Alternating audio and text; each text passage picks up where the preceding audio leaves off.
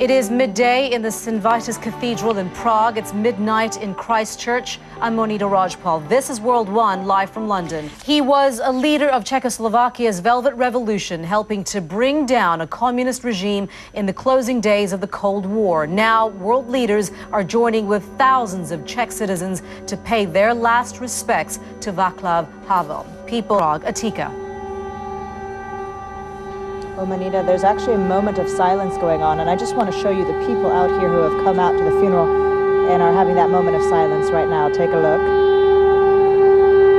Very much, Atika Shubert there in Prague. Of course, we'll be going back to Atika as the show, throughout the show here on World One, but we want to get more on Havel's legacy. Havel was at the heart of momentous changes that redrew the map of Europe in 1989. So just how will he be judged by history? Edward Lucas is with me. He's the international editor of The Economist newspaper and was a friend of Havel. What are your memories of him?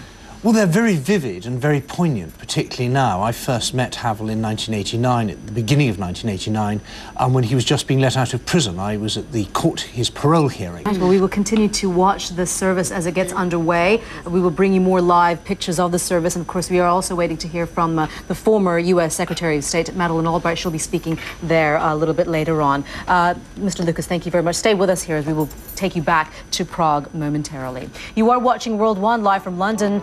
Over 30,000 women in France are told they may need breast surgery to remove implants that could put their health at risk. State TV says 2 suicide car bombs have exploded in the capital, Damascus. Media reports say at least 30 people are dead. We do warn you that the video we have from Syria contains some graphic images that you may find upsetting. This was the aftermath of the attacks. Blood and debris strewn over the ground. State-run media says the casualties include civilians and military personnel. CNN's Mohammed Amjoun is in Cairo. He joins us now with a phone with more on the situation there. First of all, Mohammed, tell us about what more do we know about these car bombs in the capital, Damascus? Well, Monita, details are still emerging, but the scenes that are being Tens of thousands of women who received breast implants made in France have been told they should have them removed. The French government has told women with implants from a now defunct company their health could be at risk. Health officials in Paris have reported a number of cases of cancer among women who received the implants, and France isn't the only country where the suspect implants were used. CNN's senior international correspondent Jim Bitterman joins us now live from Paris with more on this. It's quite a confusing story for some, because they're saying, France is saying, well, it is not as urgent. They're saying it is, they are recommending that women have these breast implants removed. Absolutely, Monita. In fact, basically, the responsibility is being shifted right back onto the individual person and how scared they might be about these. Understood there. Jim, thank you very much. Jim Bitterman there, live for us from Paris. You are watching World One, live in London. The city of Christchurch, New Zealand, has been jolted by a wave of powerful tremors, stirring memories of the devastating earthquake that struck just 10 months ago. In offices across the city, people raced for cover. The first 5.8 magnitude quake hit at 2 p.m. local time. Another tremor came 8 minutes later. Just a snapshot there of just how people reacted. Well, TV New Zealand's Joy Reid brings us more from Christchurch. The 2 biggest quakes hit about 90 minutes apart this afternoon, forcing my colleagues and I under the desk into our newsroom. Joy Reid reporting there. Let's get more now on the situation. Go to our meteorologist, Ivan Cabrera, at the World Weather Center. Ivan, what more can you tell us about this? Scary stuff there, Monita, no question about it. But I tell you what, minor injuries, no death as well. Okay, Ivan, thank you. You're watching World One, live from London. Hungarians are taking a stand against what they say is the gradual demolition of democracy. We want to take you back now to our top story in the state funeral of former Czech President Vaclav Havel. World leaders are among the thousands of mourners paying their respects. CNN's Atika Shubert is outside now in the Czech capital, where thousands upon thousands have come and lined the streets to pay their respects to their former president. Atika.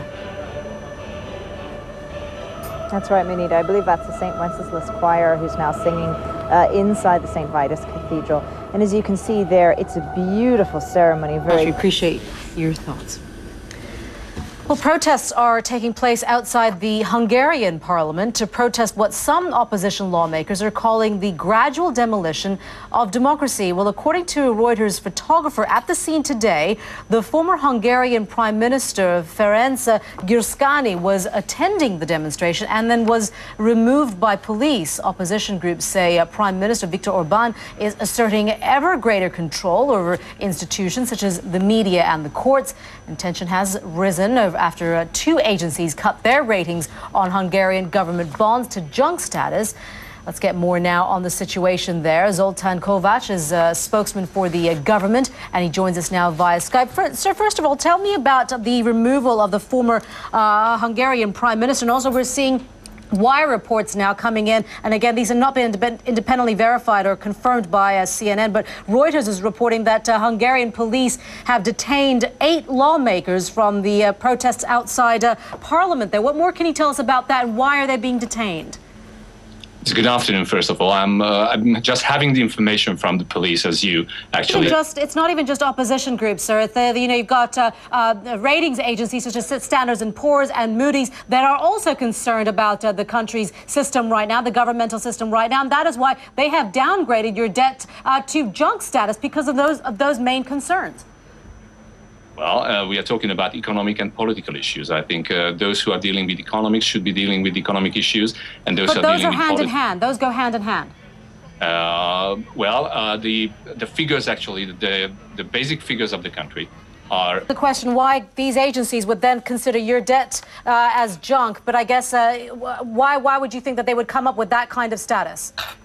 That's a question they have to ask from them, actually, because we maintain that those efforts we are making actually in the last year and a half are showing to the very same direction that our international partners and our economic partners would like us to achieve. All right, Mr. Kovács, thank you very much for your time. We appreciate it. Thank you. Coming up here on World One, John Terry has unwittingly been one of the biggest sports stories of the week, and he was the center of attention in the Premier League on Thursday. Don Riddell brings us all the details on that. Hello, Don. Hello there, thanks very much. One day after being summoned to appear before a British court, charged with racially abusing a fellow footballer, John Terry returned to action with his club on Thursday. What's that, Don? Thank you very much. And have a great Christmas. And you too. And for your kids as well, and your wife and kids. Thank you. All right. So what's everybody talking about? Don't say the European debt crisis. How about this? Apparently, it fell out of the sky, but is it finally proof we are not alone? Welcome back. You're watching World One live from London. We are approaching almost 7 a.m. in New York. It's almost 1 p.m. in Berlin, and it is almost 9 p.m. in Tokyo. We want to bring you some of the stories that we are talking about here on World One. This first story, I love elephants. It is the elephant in the room. Did you know, though, that they have 6 toes, not 5? That's news, even apparently, to elephant experts. For hundreds of years, it's been thought that a backward-pointing bone on the back of the elephant's foot pad was a useless piece of cartilage. Not so much, says John Hutchinson of the Royal Veterinary College here in London. He ought to know. He's probably got the world's biggest collection of elephant feet. And there's something else you ought to know. Elephants stand on tiptoe like dogs. All the more reasons, I guess, to have 6 toes to give you that balance. Now, attention extraterrestrials. If your kids are missing a space ball, we know where it is. It landed in northern Namibia. The mystery ball that dropped out of the sky last month is hollow, weighs about 13 pounds, and sorry, E.T., it is made of an earthly metal. Some suggest it's an empty fuel tank from a satellite. I just can't seem to make out what it is, I should say. And now fruitcake is a holiday treat, and it keeps for a long time apparently, but apparently 70 years may be a little too long. That's what went on the auction block in the U.S. state of Ohio on Thursday. A fruitcake from 1941. The winning bid was $525. Dessert? Anyone? You're watching World One live from London. I'm Monita Rajpal. Thank you for joining us. We'll update you on the top stories in just a moment. You're watching CNN.